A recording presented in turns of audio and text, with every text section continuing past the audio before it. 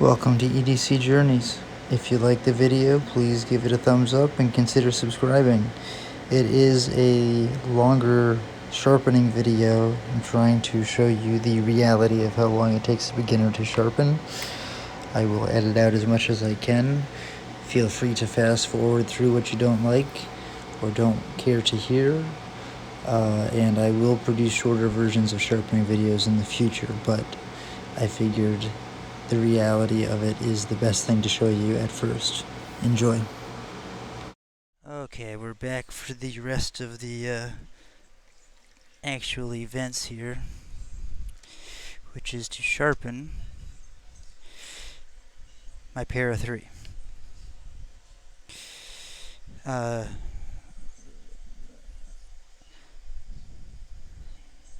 As a lot of you know, I'm not a master sharpener yet. I'm still learning a lot like most of you. I've just recently been getting edges that I can be proud of. So I'm going to go at this S30VN, or S30V rather, sorry. Wow, that just sprayed everywhere. I'm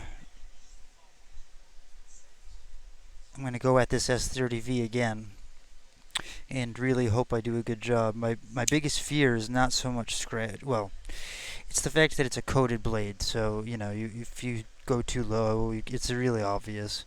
But we're not going to worry about that right now. I really hope you guys can understand. I can't see the camera, so every once in a while I guess I'll get up and check. I'll just hope that you can see it right now, and I will get started and we'll go from there.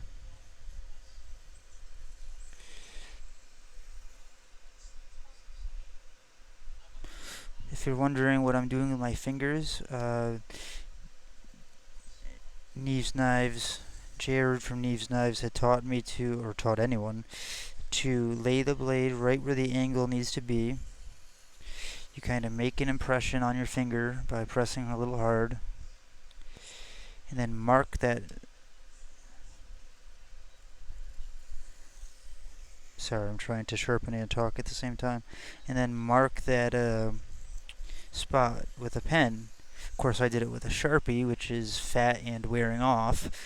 But I'm hoping I won't exactly need to use it, you know, by the time it really is gone. Usually I have to go real slow at first just to get into the game of things, and then I'll be able to speed up a little bit. Now, this is one of my roughest stones.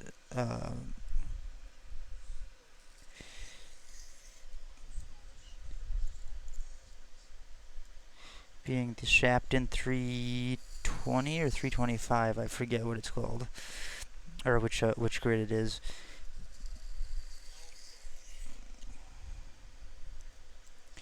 There probably won't be a whole ton of talking during this, just because I am not the type of person to be able to do two things at the same time, especially when I'm trying to sharpen right.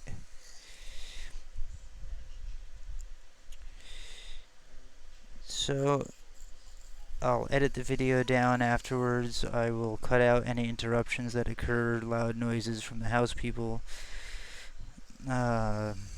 If it takes a long time, interruptions, whatever. Maybe I'll even speed up certain parts if it's really getting slow.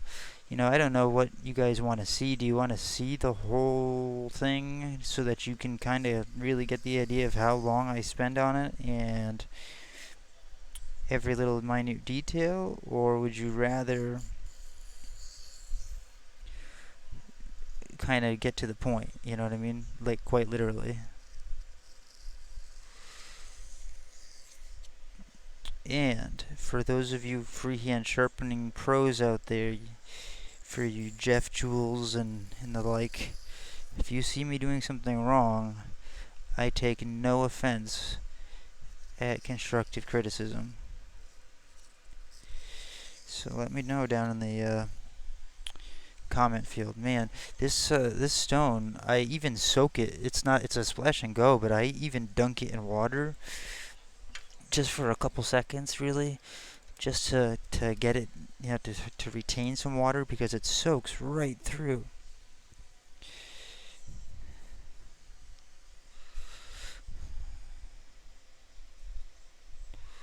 And I also just realized I'm completely foobarring this by doing. Usually, I don't go back and forth like this. I might as well continue at this point, I guess. But usually on the first, well, you know what? No, we're gonna do this right. I am going to do one side and make a burr.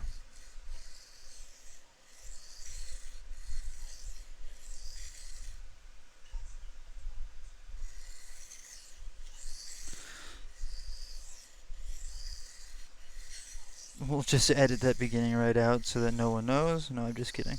See, that's kind of the whole point of my channel, is not only do I want you to see that these mistakes happen, that I make these mistakes, but that it's part of the process. I mean, if you can pick up a knife and just freehand like a pro, good for you.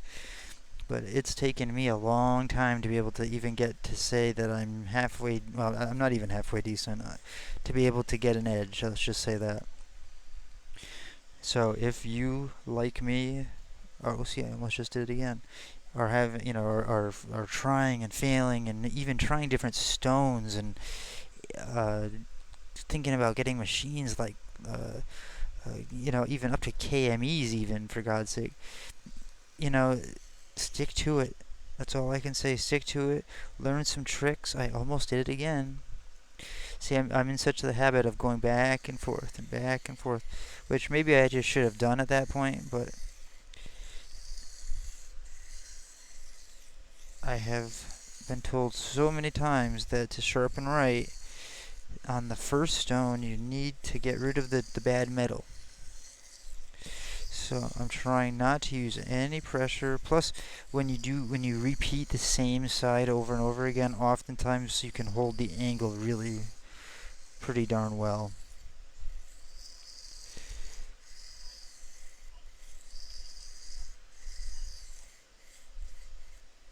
Let me do a little tip work here.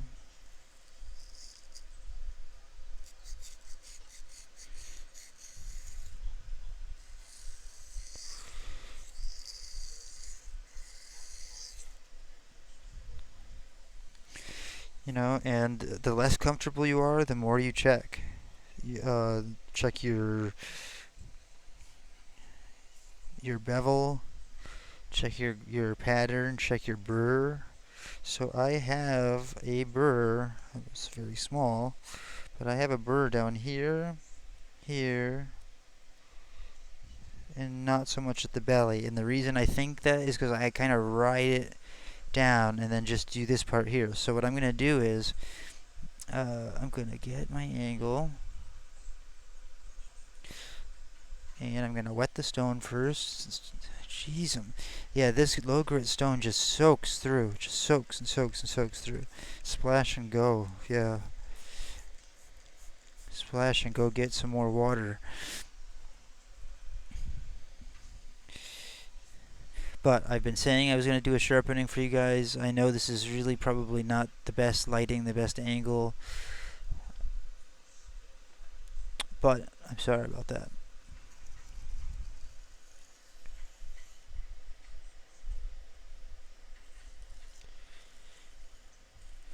I'm concentrating really hard to try to maintain my angle and focus without any pressure, just my finger weight on the parts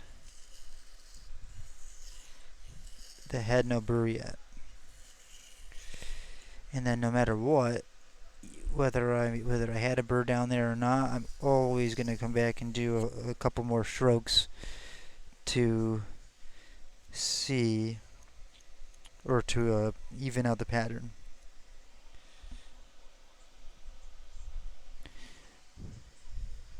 No, not ready yet. See, so I've got, as you sharpen on this side, the metal curls up this way. So the burr you should feel on this side. I can feel it here, here, even up to around here, but it really disappears at that point. So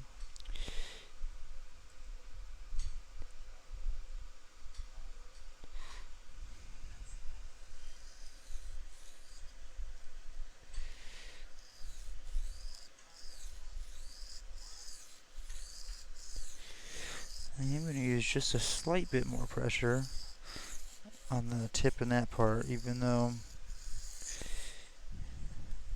and when I say slight, I mean real, like real slight.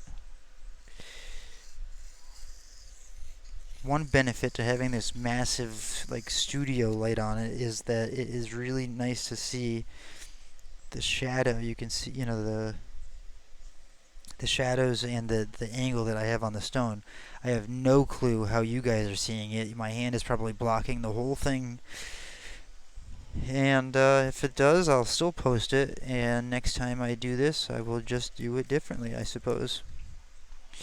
Let me turn the stone around. That paper towel at this point is shot, so why is it even there? There is a slight bit of addition. I've got to get a flattening stone. That's got to be one of my soon-to-be orders.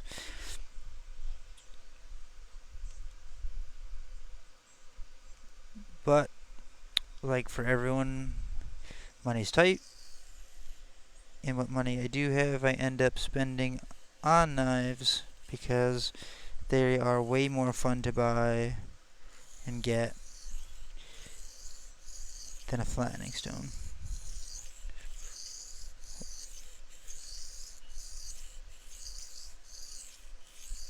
And you can see right there, I was letting my wrist unlock, and some people can do that, but as a beginner, I'm really trying not to. I'm trying to lift my elbow so that the angle stays really.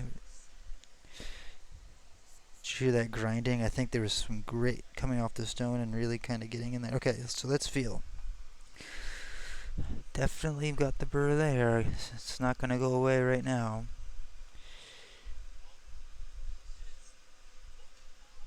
Huh.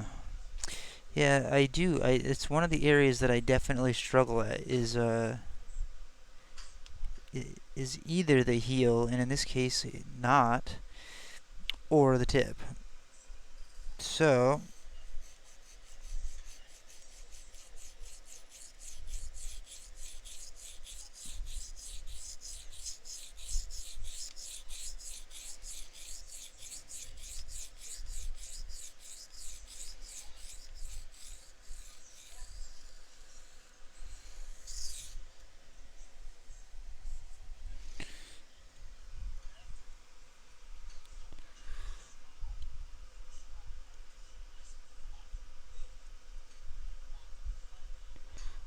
yeah, that's getting better.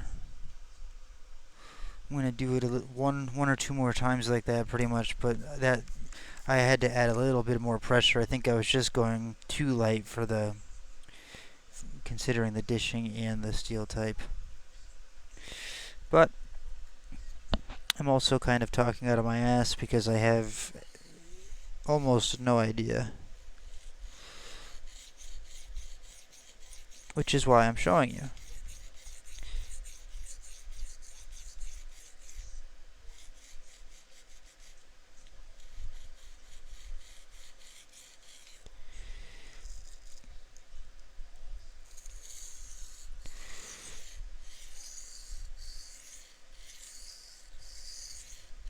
You know what? I'm gonna try losing this board and seeing if maybe being a little lower helps me. Let me take this opportunity to check the angle on this and see if you can see anything. Alright, well, it looks like you can.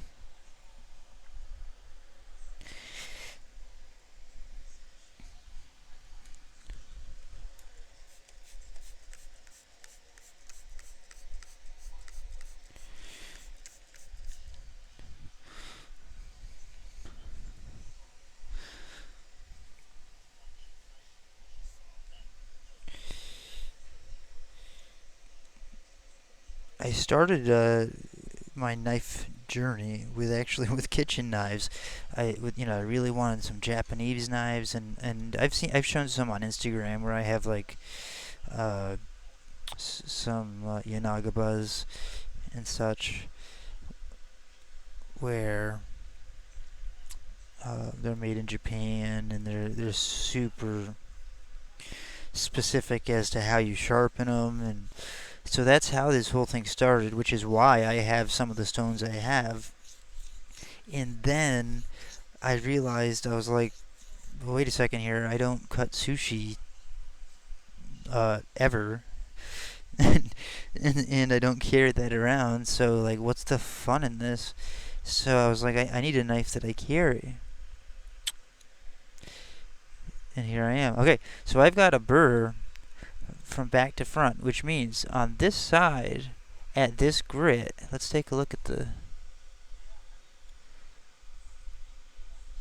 Here, I'll try to show you. I know it's very weird, especially with the black blade. I can't tell where the shine is. I can't tell if you can see it. I'm trying to... Maybe I'll be able to zoom post-production or something, but...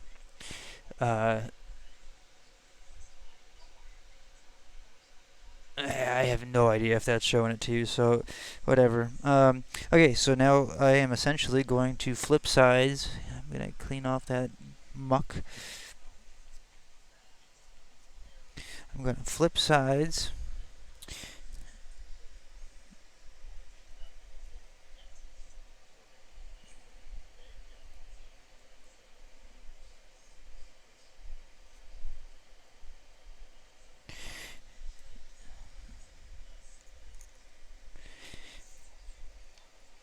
And I'm going to start again. Now, just tips from one guy that's learning and has learned some things to others who maybe are learning. Be comfortable, find a comfortable position. Don't do this somewhere where you're not comfortable. You don't want to rush it because you're in pain, because your back's aching, because you're bending over. You're gonna, you might be at it a while, especially depending on the steel you have, and the stone you're using, and how perfect you want to be. So find a good spot to be at that you can maintain for quite a while. Now see, I've got a massive, well, I mean, I like the how much bevel I have here, how much shininess, I guess you could say. But this side, which I'm starting now, is way thinner, and maybe we'll see if that's going to get fixed.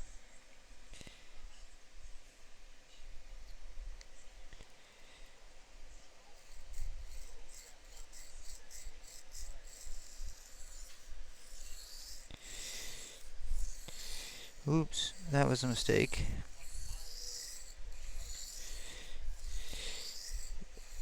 Obviously, angle is the name of the game. It sucks to say, but the more you can hold the same exact angle over and over and over again, doesn't matter how fast or slow you go, it's the angle.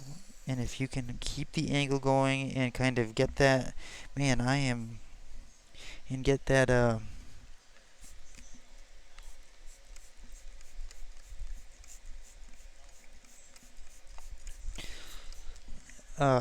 well, I don't know what I was saying, but if you can, I totally lost track of what I was saying because I was trying to look at the blades. See, I'm not good at two things at once. Oh, angle. Yeah, maintaining that angle, just non-stop. Maintain that angle. Lock your wrist. Lift your elbow. If you get better and you find a better method or whatever, what have you, have at it. There's a million ways to sharpen, and that's the cool thing. I know guys who sharpen on, round ceramic rods that put decent edges on their knives. Coincidentally, they're mostly chefs, but not the honing rods, the round ceramic rods. Now let's check for a burr first of all. Burr, burr, burr, burr, burr, burr, burr, burr. Okay, so I've actually already removed enough metal, but I am not happy with the way that is so much thinner than this side. So I'm going to. This has got to be the worst way to do this. I'm getting water everywhere. Um,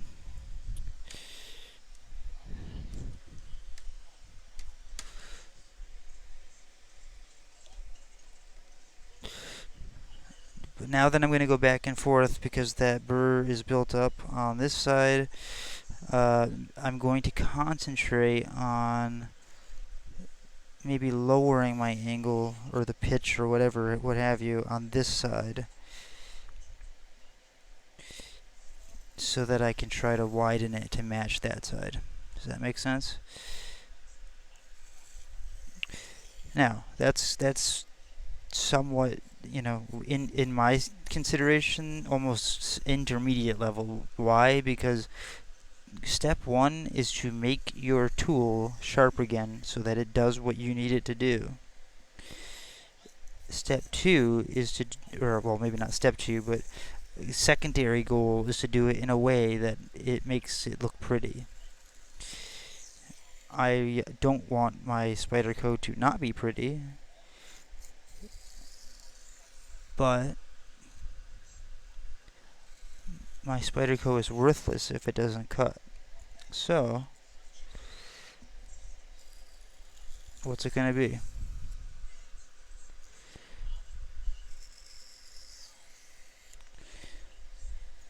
Can you guys hear Jared in the background from Neve's Knives sharpening and talking? As like, well, I can't hear his words, but I have to have something playing in the background.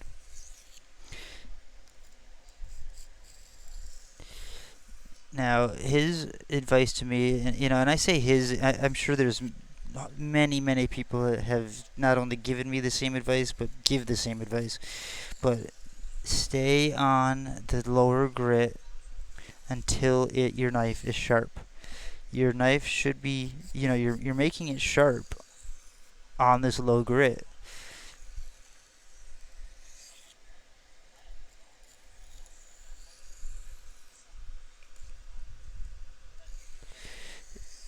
Then your next grit is refining get that pattern on the bevel, honing it in, and well, I suppose it is sharpening it up, but making it more sharp.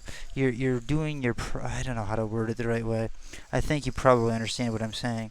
You're unlike how I thought when I first got into sharpening. It's your low grit stones that are the big deal. It's also your low grit stones that are going to wear faster. It's also your low grit stones that are usually cheaper for all the same reasons.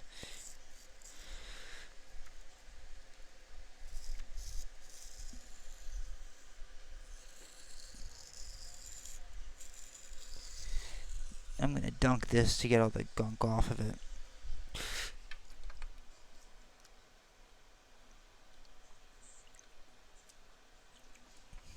Now, another suggestion I have, I'm sure many have, but I have, is turn your stone often, but not necessarily on the other side. You see, on this side, this one just so happens to be labeled, but it may not even be. Some people like to flip them so that you have a flat one. You can use both sides and wear them equally. To me, I would rather know that one side is absolutely flat, especially when I don't have a flattening stone, and then deal with one side that dishes faster that I will have to flatten eventually. That's just my opinion. It's subject to change as I get better at sharpening.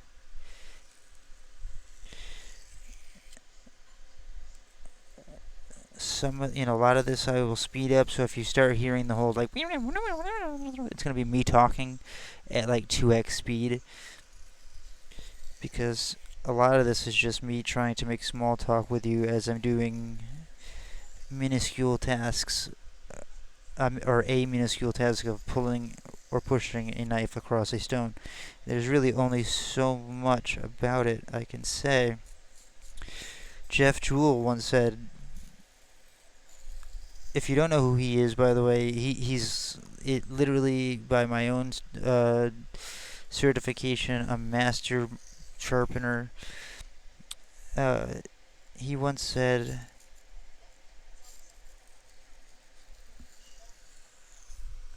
I just like, oh my god, that just shows you how not only how old I'm getting, but I just lost my train of thought again.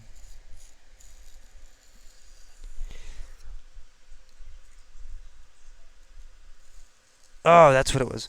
He once said, really, if you, so long as your bevel's there, the stone is there. Your job is just to at that very angle push the knife or pull the knife across the stone and keep it on the bevel. So don't make it more than it is. Don't overthink it. Don't and worst and most of all, don't be. You can't be intimidated by it. Every time I do a sharpening, I tell you guys, or I tell whoever's watching, anyways. Uh, you know, in Japan, yeah, as well as probably many other countries, especially ancient countries, where bladesmithing was, goes back to samurai days and yada, all that. It wasn't. It wasn't done until the chef or the, I'm assuming, warrior. I don't know. Whoever, but at least the chef. That's the one I know because like I said, I started as a kitchen knife person. It's not until you put your edge on it. It's not done. It's not. It's not. It's not. I don't want to say it's not yours, but that's this Spyderco is my Spyderco because it's my edge, and all the scratches that go with it. And every time I use it and scratch it, whether it's sharpening or cutting something or whatever, that's just one more memory that this knife is going to bring that someone can ask about or I can remember just by looking at it. No one even needs to ask about it. I can just look at it and say, oh yeah, that was the time that insert story. That was the time that I can't think of anything stupidly funny right now, but I don't even know. Does it help you guys for a new person like me to be sharpening for you? Like, I mean, there are professionals who sharpen, like Murray Carter, Jeff Jewell, Rough Rooster, Neves Knives. They show you in almost literally a professional sense. Michael Emler, amongst many more. So if to learn, I don't know. Am I doing you a disservice, or is it good for you to see that you're not alone and this is how I do it as a beginner, and maybe you could try it this way? I don't know. You'll have to let me know, or else I'll find out by how many people view the video.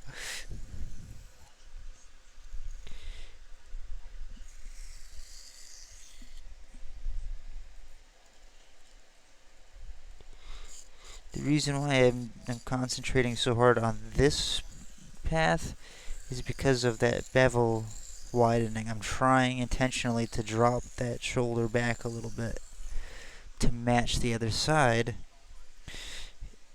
and I'm just not doing it well.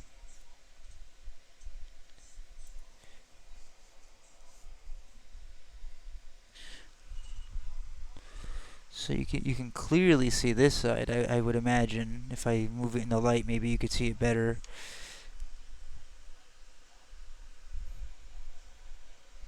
Where the hell is the light? Okay, and then I show you this side, and is it really? Maybe it's not even as bad as I'm making it out to be. Alright, I'll do a few more passes and we'll do a cut test. If it's sharp, we'll move on.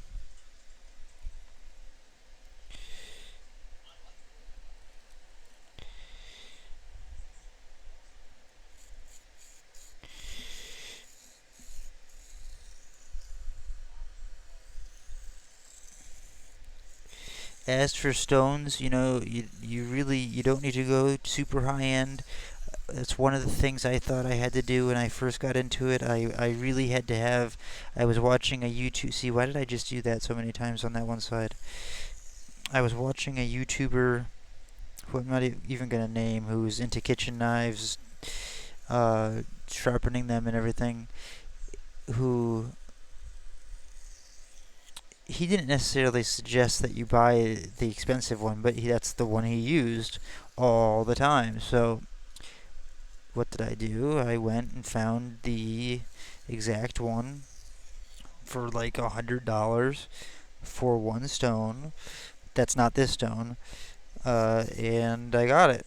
And it's a good stone. Don't get me wrong. In fact, it's a great stone, but it's not. Once you use some other stones and you actually get a technique down that works for you, you'd be surprised how much actually. I don't want to say how little the stone matters because actually the stone's quality matters quite a bit, but you don't need to get the top of the line. At least let me put it that way, okay? And as you get to the point where you want to start to get to a finish on a stone, two things. One, the lighter you go, the better. Okay, I know I've been saying no pressure, but like consciously no pressure now because you really just want it to hone up and take off all the jagged little teeth. And speaking of teeth, that's number two. You can see that I'm doing it at kind of an angle where the grain should be going like this, and that is on purpose because when I use my pocket knife, I cut something like this. Okay, I want those teeth to be, like to to be the thing that cuts into something.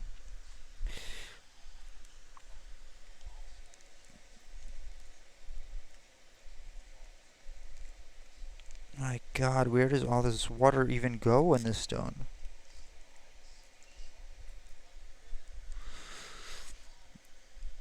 I've seen people flatten stones, take them out to those like flattish, like I don't know if it's concrete or whatever, sidewalks, and use some like Dawn and water and scrub them on there to flatten them. I don't know what that does to the surfacing of the stone as far as like the grit, and obviously as you uh, use it more again, it'll bring the grit down, and you will get back to the normal, manufacturer's intended level. But I don't know. I don't know. That's the one thing I've been hesitant to do is take it to a sidewalk or a concrete brick because I just don't know what it would do to the surface of the stone, especially a natural stone. Like one of these stones, they're friable. I can do that. And if it wasn't good, I can do it again the way I'm supposed to. Eventually, and you should look it up once again on Jeff Jewell's channel. Not to keep saying the same guy, but and there's let me just put this out there. There's a million people that sharpen and sharpen well and teach well. So just because I call out one or two people, don't think that I'm not endorsing anyone else or whatever. But he's the guy of a few that really helped me the most, and he's very accessible. He has a method with like glass that you use like CBN emulsion, and it's really a great way to do it. Stephen Wolf does it. It's not hard. You just need the glass, and it's not even hard to get the glass. He even tells you can stop. You see those stupid coffee tables and stuff on the side of the road. I think that was even his exact example. That say free or whatever. Just stop and take the glass piece out. Uh, and there you go. There's your glass. But you still need the powder or the emulsion, which I'm sure you can get on Amazon, but I don't know where you would get it otherwise. When I asked at Home Depot, "Do you have CBN emulsion?" they looked at me like I had 16 eyes.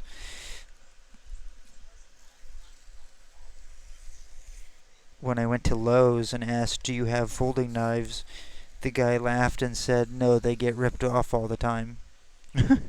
So there's like no cutlery shops around here that sell. Well, that sell. That's not true. I shouldn't say that. When I say around here, I live in a pretty remote area.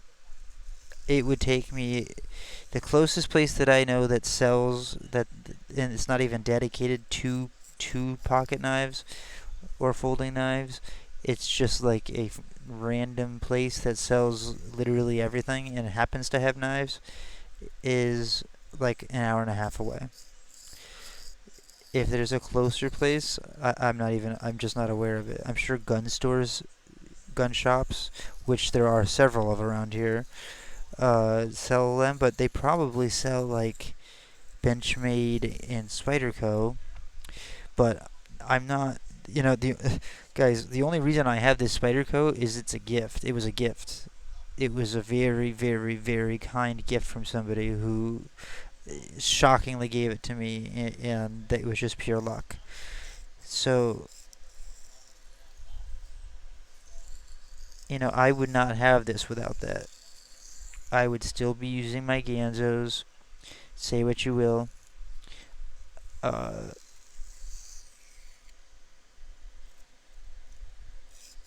I maybe would have upgraded to Kershaw by now. I don't know. But I certainly wouldn't have a Spyderco.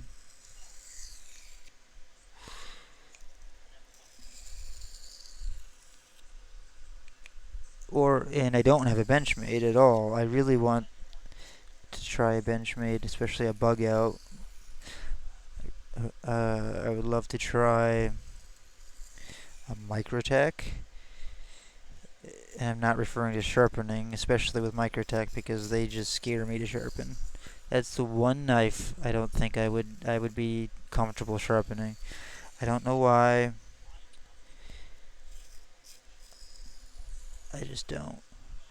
But I think at one point I was telling you about Jeff Jewell. He mentioned, he does a flattening thing.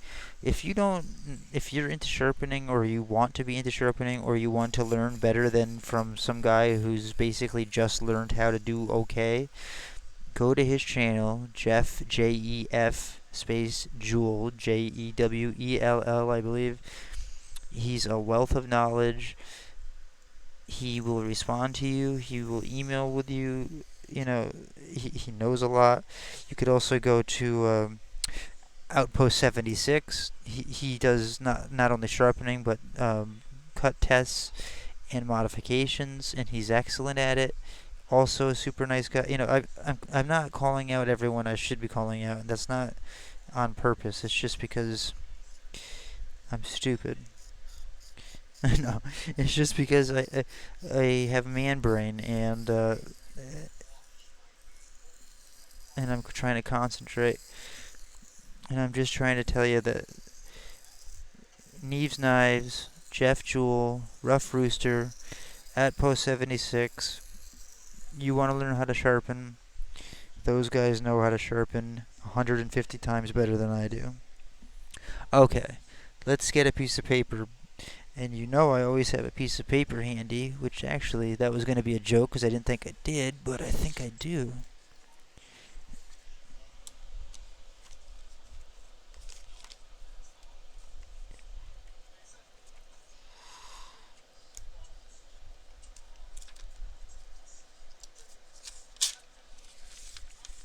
Okay, I also have a commercial blower on the other side of the room blowing at me because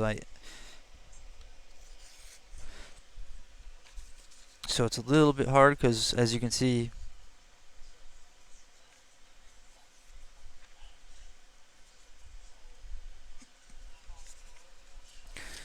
usually,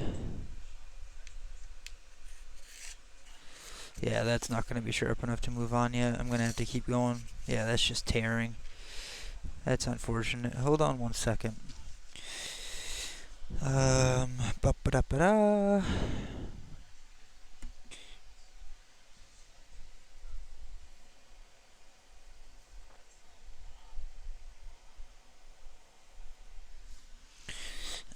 I just want to try it again. I just want to see something. I don't know if I'm on camera. Yeah, nope. Oh, the tip's not bad. Okay. Let's dunk. Rub it off a little bit. And hopefully this is the stone I spend most time on. Otherwise, this will be a huge long video that I probably won't even be able to upload because YouTube has been giving issues. Okay.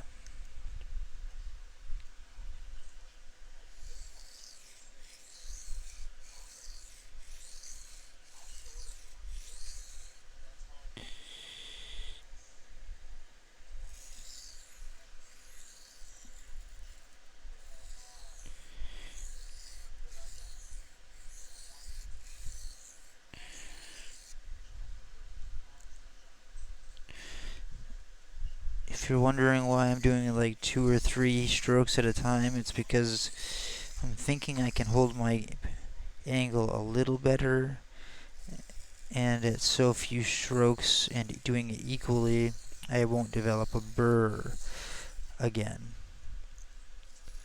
I hope. At least that's my theory.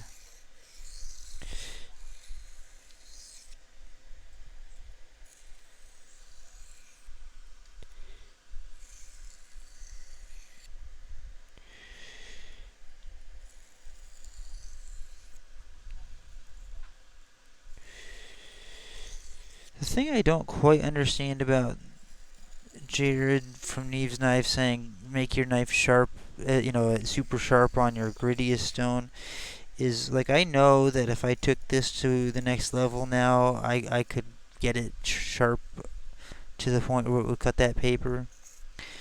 So I don't know if I'm just needlessly removing too much steel or if there's legitimate reason to not move on until you are truly sharp. I'm sure it's a very easy, simple question, but those are the types of things that we learn on our journey here, huh?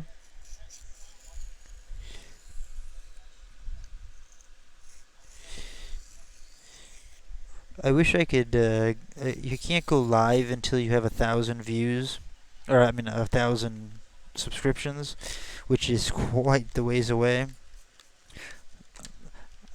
I will get there because I'm highly dedicated to doing this, guys. This is not a. This is not going to be a little few video channel. I'm going to do this whether you guys like it or not. So you might as well subscribe and let's just get it over with. But you can't go live until you have 1,000 subscribers. And if I could go live, at least I could like look at your chat and communicate with you a little bit and not just be talking to myself like a crazy person. But every once in a while I could stop and pause and check out what you're saying and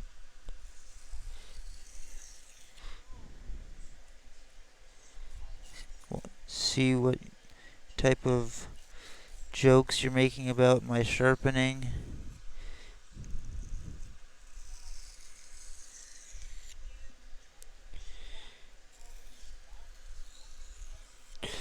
Now, I just heard him say the word strop in the background on the TV. That reminds me of something. I want to tell you something. 2 things. Number 1, and this applies especially to low, well, that, okay. 2 things. Number 1, don't let your knife get to the point where it's so dull that you can't even, like, you have no idea where that you have to like totally regrind a bevel. If you can avoid that, you're gonna save yourself so much time and such a headache. And number 2, strop. You'd be surprised how long you can keep a blade, even high-end steel, sometimes especially high-end steel, razor sharp. Just like you came off a stone, almost anyways. just by stropping regularly. You do a day's work, you work construction, whatever, you use your knife. It's not totally dull, but it definitely needs a tune-up. Get a good strop, get a good compound, or don't. Just get a good strop if you want, and strop your knife back. You'd be surprised, especially like the 440Cs and the even 440As, but 440Cs, AUS 8s, 8CR13, especially those softer steels that are going to be more likely to need a tune-up at the end of one day's work. You would be surprised how fast a strop can bring back an edge enough for you to do another day's work. And you do that again, and you do it again, and you do it again, and you do it until it no longer does that, and then you do this. So I can't tell you if if you're gonna invest money in stones and strops, don't skimp on the strop. Really don't. I've been told that I don't know. I've been told that kangaroo leather is the best. I've also been told that equine leather is the best. I use, and maybe you'll see it if I do it on video, I use rolled buffalo leather. Uh, Not because I have some preference to buffalo leather. It was just that's what I got. It was not the bottom of the line. It was not the top of the line at the time. And when it says rolled buffalo, it means that a big machine roller thing or something rolled the leather down, so it's hard. It's not as hard as I would have liked. I really need to get a better strop, actually, now that I think about it. I would love to have. I gotta talk to Outpost 76 about. He's the guy who's really been teaching me, coaching me on stropping specifically. He's brought me a long way, but I've got to find out where exactly he gets his strops. I enjoy copying exactly what people do to learn. And then, if I want to adapt it, I adapt it. Because again, the whole purpose of this is to make it sharp. Unless you're buying pocket jewelry, which is fine.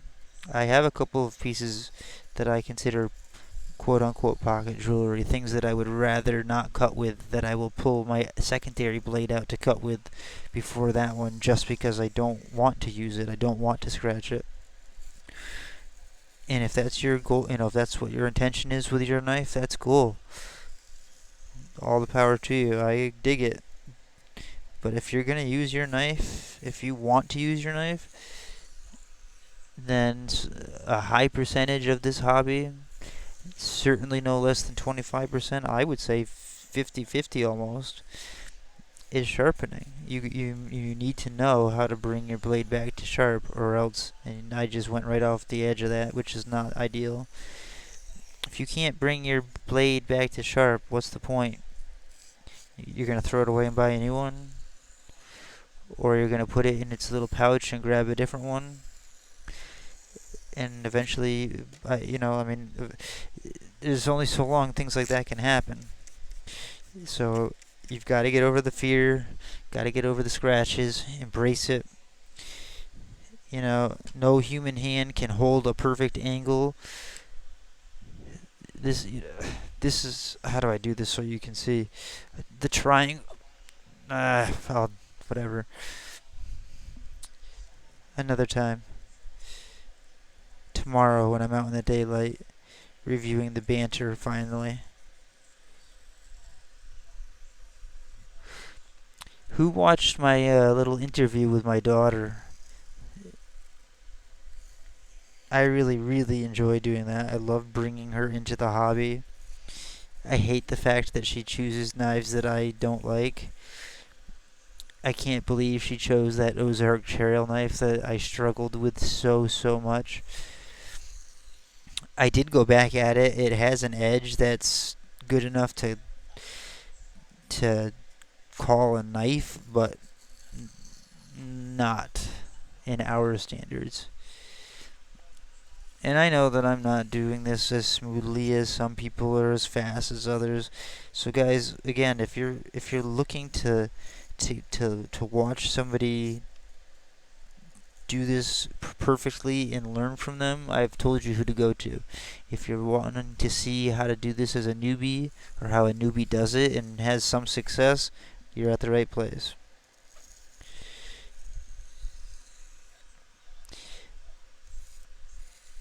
What else can I tell you? Yeah, I've got a company that has reached out to me surprisingly because I'm not a big YouTube channel yet. That wants to work with me on doing a knife review, and they're going to throw. They're going to throw in extra knives for giveaways. So certainly that's where the 100 subscriber giveaway is going to come from. I haven't decided exactly. It depends on if they're all the same model. I'll have to see. I don't know how much more I'm going to do than that. It depends on the situation. So let's see. 100 subscribers obviously deserves a giveaway. What's the next landmark? I mean, 101 to me is the next landmark. Every single one of you means something to me. I really try hard to work. I correspond with some of you like 15 times a day, and it's not just because I want you to be subscribed to me. It's because I want to help you, and I want to do this together. But I also need subscribers so that I can get more people into this and do this with me. So please like, share, subscribe, hit that notification bell so you don't miss anything.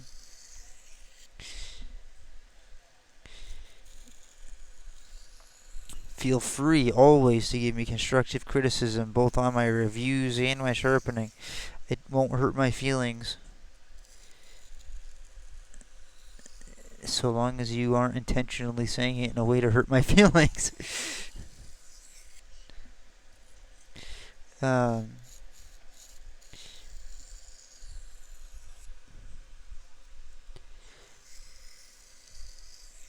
yeah, I loved the video doing the video with my interviewing my daughter. I thought it was great. It seemed to have gotten a pretty cool response. It was nice to bring her into it. She totally picked, what the kids would, what a kid would pick, what I would have picked at 10 years old. The just moved the mic. Daggers and you know. But I can't believe she picked that Ozark Trail. And then for her overall favorite, she picks the nothing wrong with it, but the slip joint, the little wooden slip joint, like the no name, and I happen to know came from like Ace Hardware slip joint as her total overall favorite. I don't know.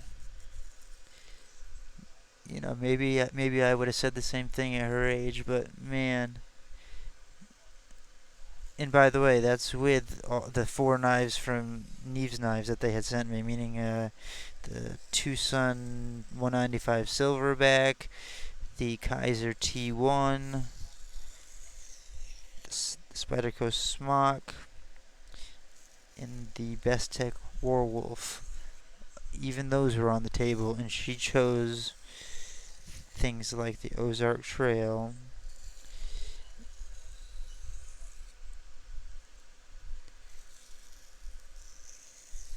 and the Ace Hardware slip joint.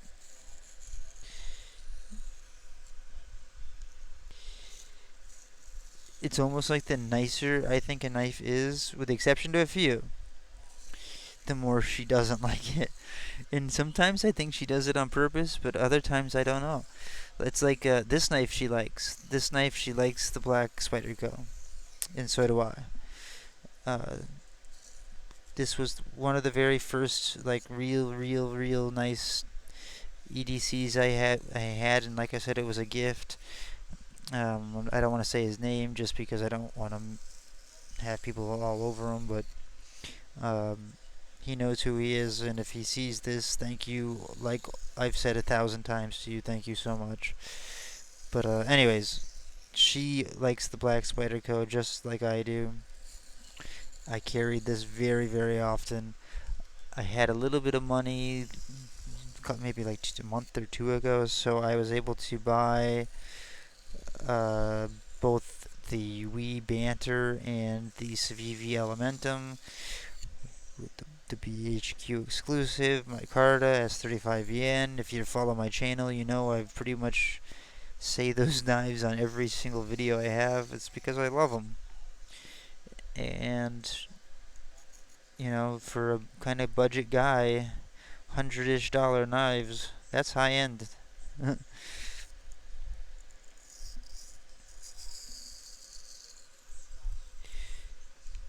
It's weird the different tastes people have too. Like I look at, first of all, I also like traditional knives. You know, they sit second to these types of knives, to everyday carry knives. Don't worry about that. But like I just got that Rough Rider Bushcraft Barlow, and it's badass. I would love to see a GEC in person one day, especially there's this one. I think it's an '06 model or something like the number '06. It's it's this dark blue jig boned Tiduet or whatever, however you pronounce it. It's even, I don't know about today, but I think as of yesterday it was available retail and on sale for 95 bucks. And had I not just bought a knife or spent some money, I would have got it in a heartbeat just because. But anyways, that assuming that won't be available when I can get it again, because GEC is GEC. uh, I am just saying I would love eventually to get my hands on one just to see what the rave is. You know, people always say it's such a better you know, it's for traditional stones. It's the best. It's the best of the best. Well, how is it so much better than the Rough Rider? That sounds like an ignorant question, I'm sure, but I am ignorant to it, so I get to ask those questions. If you like traditional knives, tell me down below, what's your favorite traditional pattern? The canoe, the Congress, the...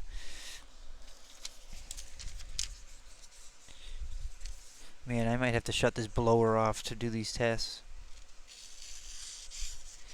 You know, I'm gonna say that that's sharp. I don't know. I don't know if Jared would. I'm gonna say that that's sharp off of a 300 grit stone. Plus, I'm just sick of being on this stone.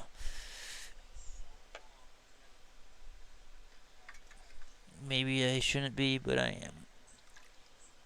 Now, I used to have a 600 grit diamond DMT, you know, the interrupted pattern ones, those red ones, that I think I destroyed in literally one day by pushing too hard. By, you know, pressure was one of my first problems when I first started doing sharpening. I would start light like I knew I should have, but I would end up bearing down, and so I believe I literally stripped the diamonds off. I know I shouldn't really put this in here this wet yet, but it does have air holes. I need to put it somewhere for now, and with a commercial blower blowing on me, it's getting some circulation, so no worries. Okay, so I don't know if that's coarser than a Crystalon. I just got my hands on a Crystalon, as you know. Okay, I'm going to take this minute to pause, guys, and stand up and stretch just for a second and choose which stone to go to next. It will be 1 second to you, but probably 5 minutes to me. So I'm switching over to the Chaucer 800. I'm skipping the natural RT right now because I'm trying to kind of rush a little bit, which maybe I shouldn't do, because I just explained to you rushing is not the thing to do. But sometimes things happen. Now on this particular stone, it's really easy to see the metal being removed from the knife. It's actually almost nerve-wracking because it's like, holy crap, it's gotta be a lot of metal. Did I hit record? Yes, okay, oh god.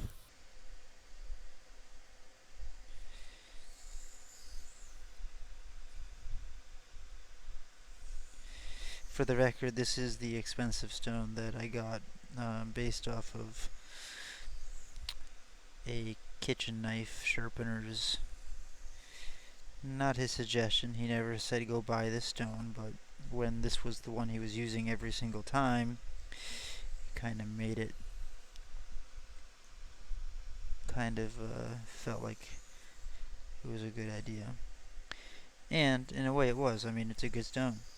It's a great stone. It's synthetic sapphire, is from what I remember, and it's not the new, Nanoa Superstones. It is made by Nanoa, but it's not.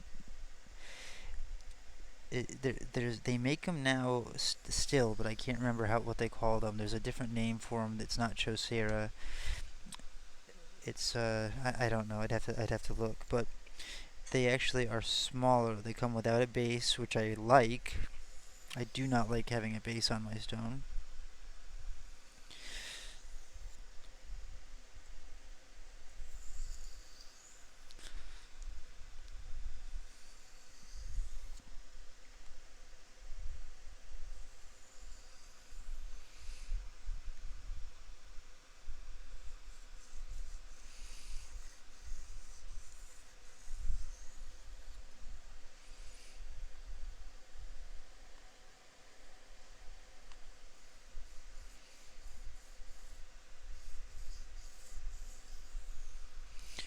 But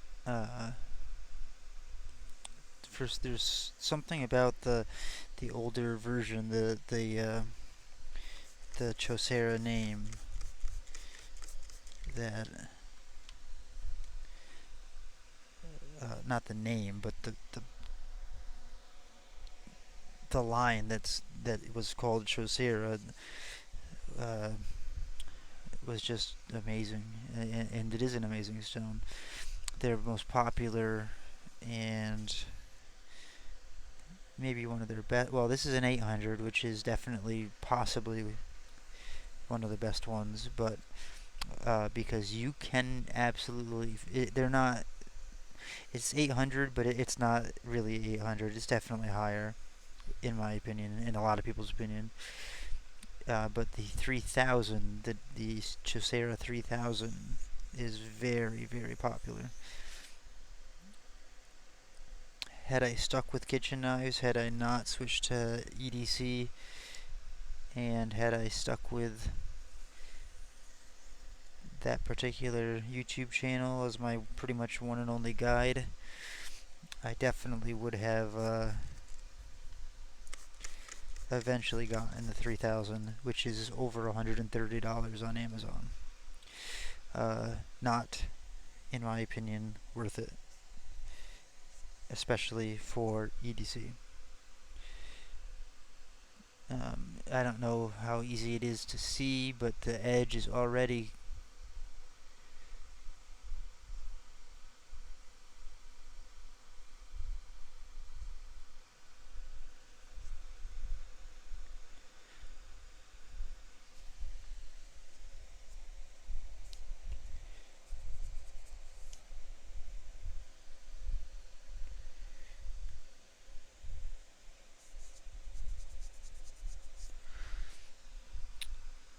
it just reminded me, I have a 5000 grit, a Rika 5000, which is a whetstone, which the only reason it doesn't get more action is simply because it's a whetstone.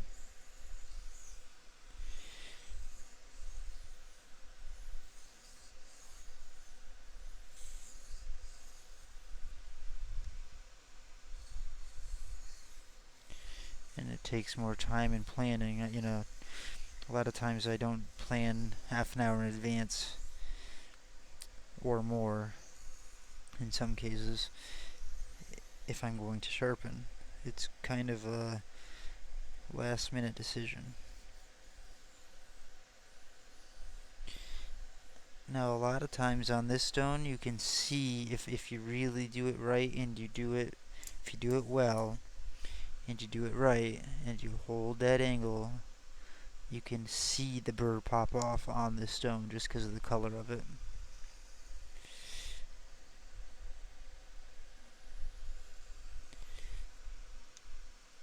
It'll just look like a little hair. It'll feel like a little hair, but it will be just the tip of the apex coming off of the knife. A lot of times I go from this stone, especially before I had that hard Washita, I go from this stone to I would go to my black Arkansas, but I know that my black Arkansas, see, it feels like there's something on this stone.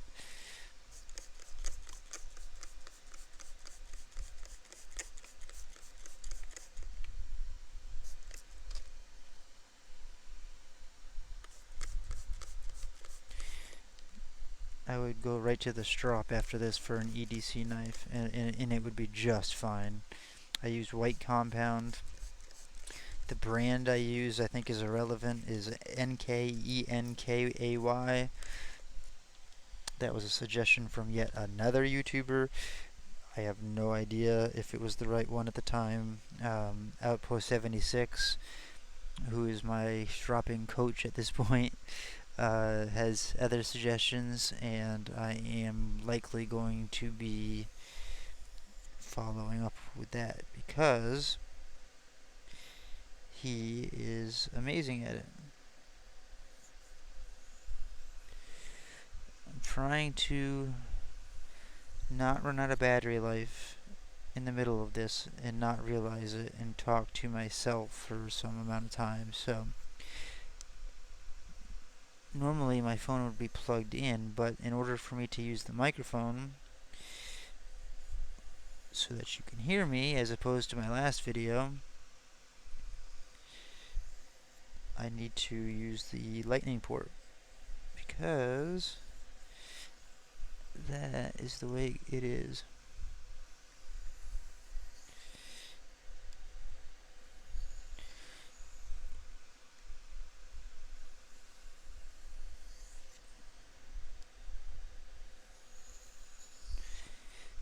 But again, my goal here is not to make the most beautiful bevel ever. I would love to, but it is absolutely to make it okay looking and sharp as I can make it without going unrealistically shallow and making it a useless knife that will damage in the first time I cut.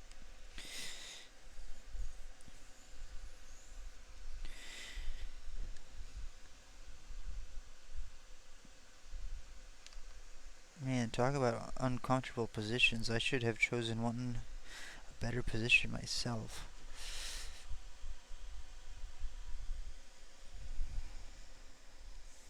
Because this is not ideal. But it worked for the lighting.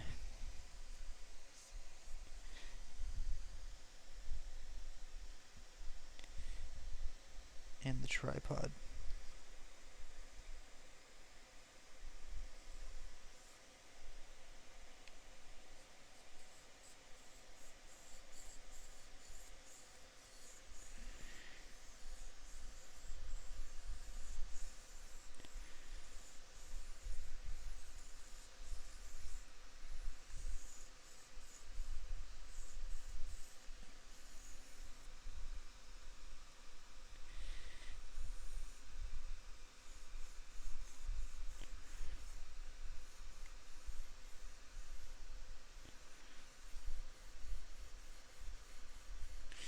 Speaking of Stephen Wolf, I mentioned him earlier. He's a good guy to watch for sharpening. There's a ton of them. I should just stop naming them because I'm going to leave people out. And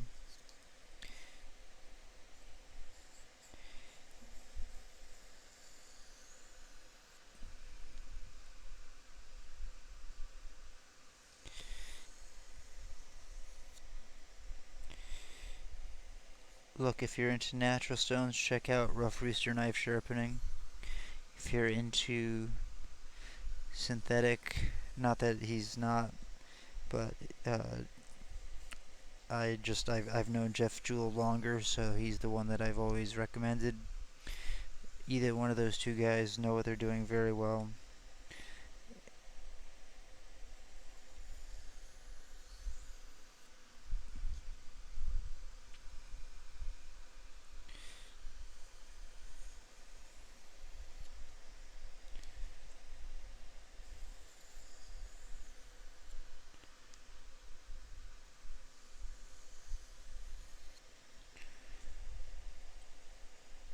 I'm sorry if you can't see the angle or I'm not the angle, but if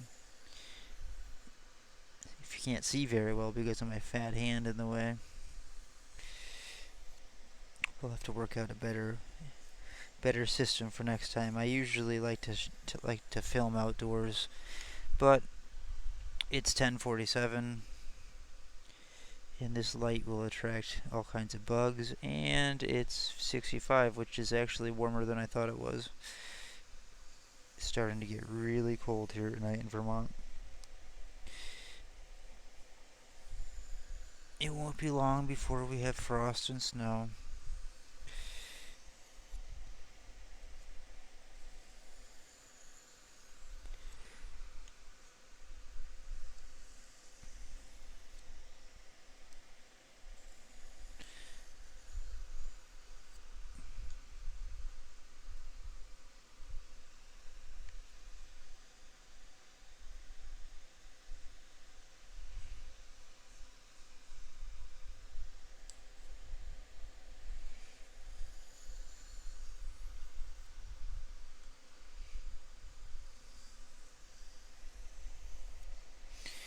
See, and I still have tons of bad habits. Like I unlock my wrist instead of lifting my elbow. Some guys can do it that way, but I wouldn't recommend starting that way.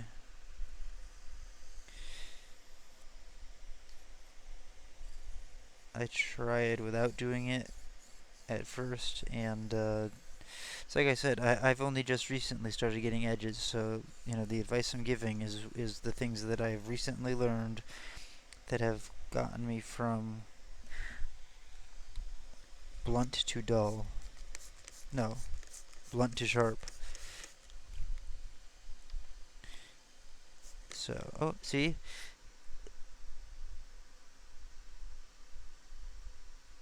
I don't know if you can see that, but that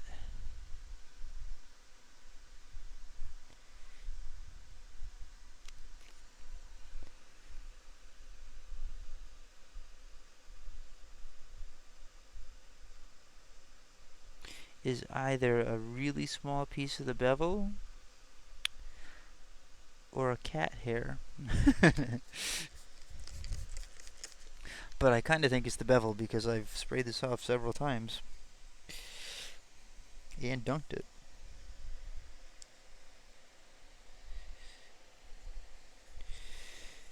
I still find myself halfway through kind of like bearing down on pressure. You gotta limit that. You gotta try not to.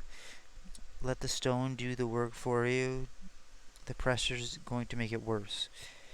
You will make it harder on yourself by pushing harder a lot of times. There are certain stones where you can press harder and it's okay. And, pressure is relative, but enough pressure to hold the knife like that and push it.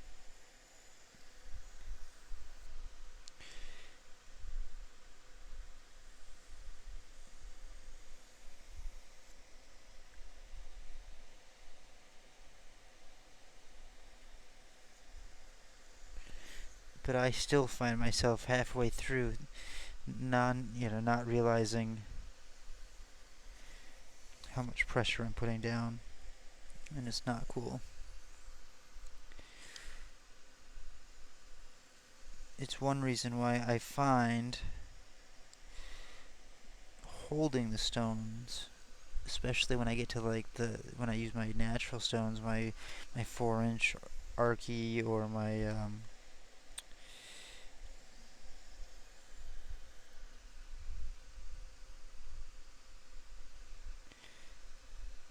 and anything that size, that Washida, anything like that.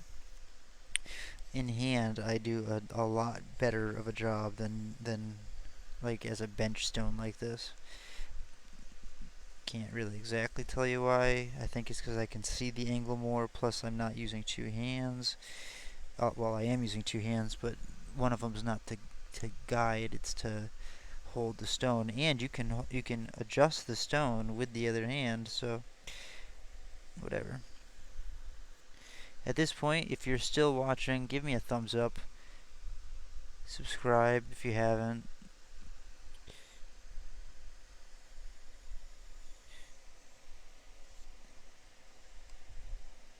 This isn't a wham bam thank you ma'am channel. I'm sticking around.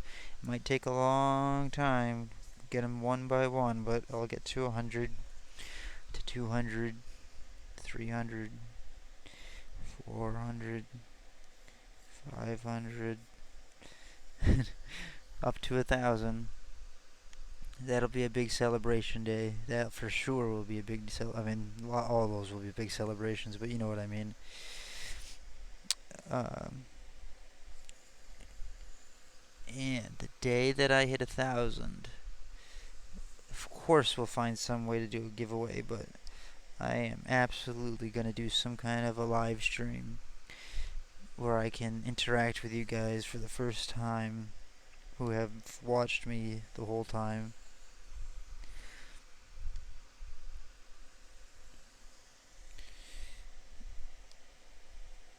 As for general channel information, guys, if you make a comment, if you see the heart come up next to your comment, that means that I have at least personally read your comment. And either I really don't need to reply, or if I do or want to, I will get back to it, or there already is a reply. In other words, I at least read everything, and if there's cause for a reply, I try never to miss one. Might take a couple day or two, but at least for now, I'm able to do that.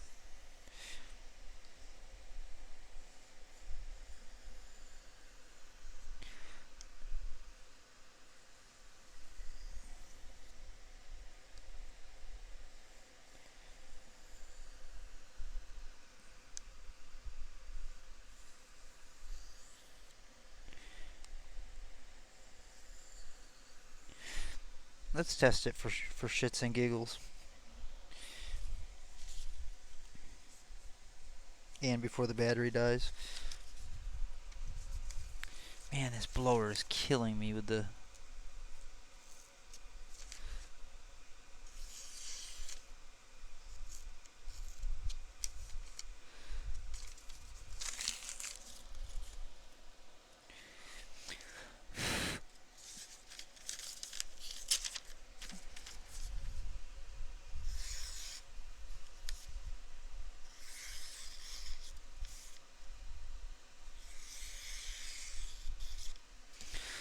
So I'm going to keep going for a few, just to kind of refine the edge a little bit.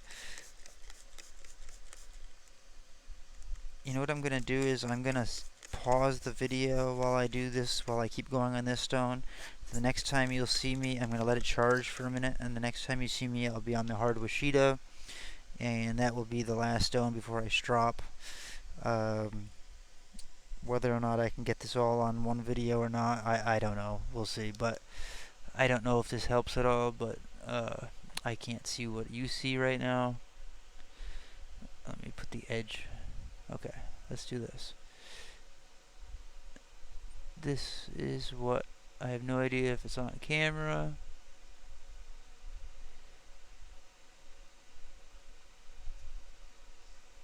But this is what I have right now. Okay, so I'm gonna pause and keep going. See you when we get to the Washita. Alright guys, I'm back, but only really briefly. I've already pulled out the hard Washita. I've already gone ahead and basically used it. My battery life is not there right now, so I just couldn't. That and the video is so long, I already don't know if I'm gonna be able to edit it or what I'm gonna do to get it to the point where it's even worth watching, because who's gonna want to watch an hour of me dragging a knife back and forth across a stone, saying stories that you've probably already heard 1,000 times.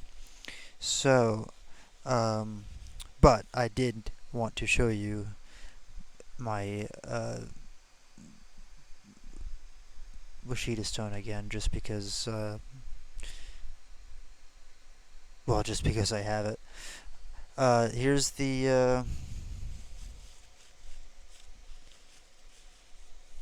me dry it off real nice.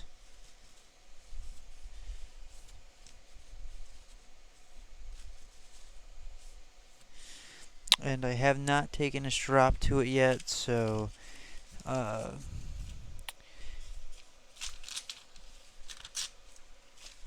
you know, bear that in mind. And this blower is blowing, so bear that in mind.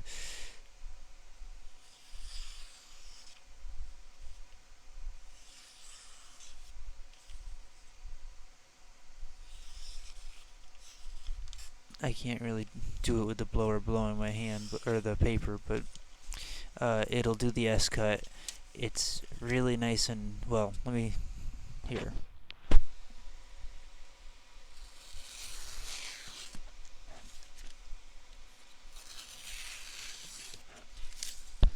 So it's smooth. That Chaucera 800 did great. This is finer than that.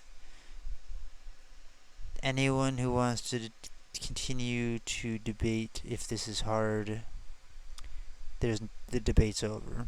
Too many people have confirmed it, including, of all people, well, I'm still waiting on the real straight confirmation from Dan's Whetstones, but the second I get that, then I feel really comfortable saying it is. But I already am comfortable saying it is, as I've seen one identical one to it online, and only one. I've gone through the, you know, the whatever checklist of things that you would require from that kind of a stone, a hard Washita. I've even gone through things to determine like the kind of like the grade of the Washita. I don't know if you can see it well, but the condition is it's perfect. I mean, it's literally somebody must have bought the stone. They definitely used the hell out of it,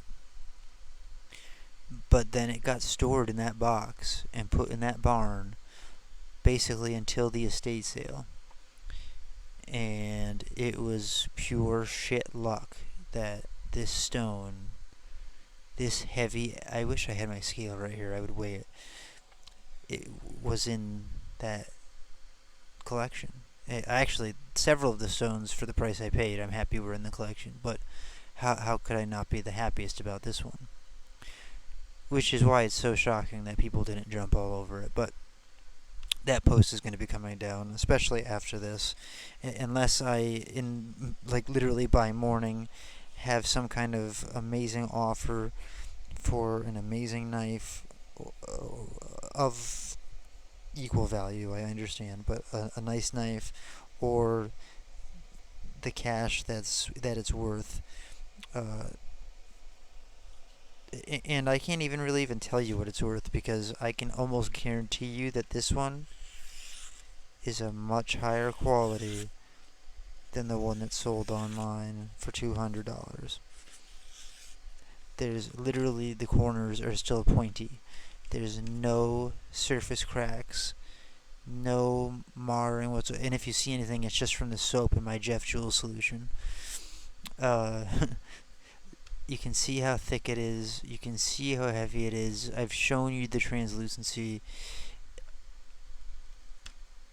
The post for this, if I'm not impressed with any offers by tomorrow, it's coming down. It's irreplaceable, and I'm not gonna do it. So, if you like it, you have about 18 hours. Anyways, now I'm gonna strop this and make it that much better, but not on video because my battery is shot. I probably already have a dead phone, and I'm talking to myself. And why is this not closing? Oh, it must just be wet inside. I'll have to dry that out. Okay, that's it for tonight, guys. That was our journey, and I have I'm the only thing I'm not happy with is the difference in the bevel from on this side, the width of it to this side. It's not that bad, but this is a user knife. This is an EDC knife I use all the time, so I can continue to work on that on future sharpenings. I don't really have. I've become like a hairless cat since I started sharpening because I try to. Yeah, the hair just jumps off. I don't know if you can see that. It literally jumps off my leg. But ever since I started sharpening and actually getting edges, my arms, my legs, people must think I look like a weird guy when I walk into stores or whatever. It's really hard to see the little stubble arm hair that's now regrown from. Let's see here. Is there somewhere I can?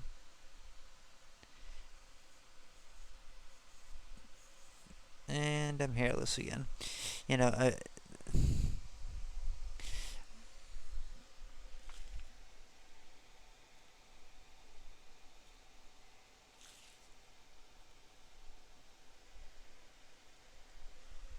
can't even with the blower going. I can't even keep the hair on the blade long enough to show you.